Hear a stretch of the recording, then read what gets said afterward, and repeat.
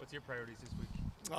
Well, fundamentals, going back to fundamentals, you got to get off blocks, you got to make tackles. It doesn't matter what scheme you run. There's a lot of different schemes out there in the country, but, unless you're a real good tackling team, you're not going to be real good defense. So, that's big focus, a lot of fundamentals, Got a lot of young guys out there. It was interesting, even on last game. I looked at it. I was a glutton for punishment, so I looked at it again last night, the game tape, and I noticed there were 6 freshmen on that last play when we stopped them at 4th and 1. We had 6 freshmen, 1 redshirt freshman, a sophomore, junior, and 2 seniors. So I was proud of that because the way it was going in the third quarter, we could easily just quit and not and given up, and that says a lot to me. It just does. You look for a positive thing certainly, and that was encouraging to me for them to hold them out of the end zone that 4th quarter. So.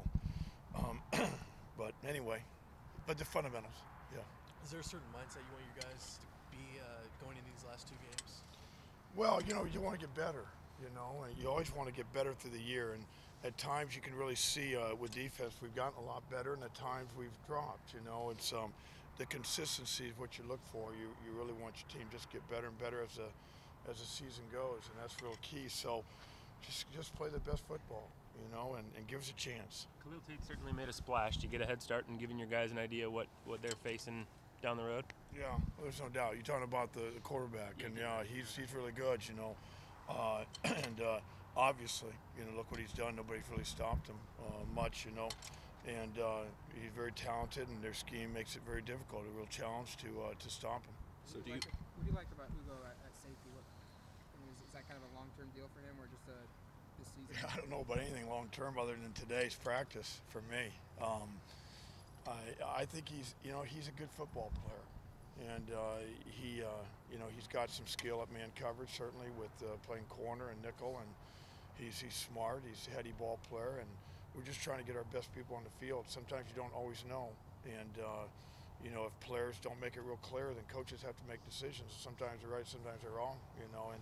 But Hugo's been a real pleasant surprise. When you look at the Utah game, did some really good things. He did some real good things last game. Sometimes he did, sometimes he didn't, like all of us.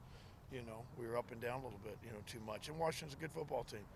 Right now they're they're up there, and that's what we've got to find a way to get in a position to beat them.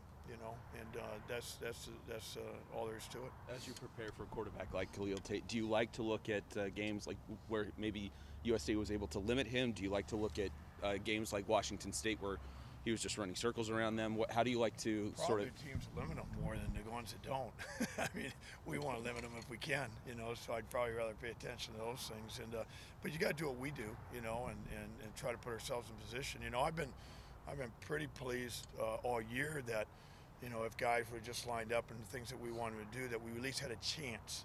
And that's all you can ask for. And then they've got to get off blocks, they've got to make tackles and all that. We've got to do a good job as coaches, put in a position to do that and also working on those things. But I usually try to look at teams that, I look at both because you got to see what gashed them also, so I look at everything.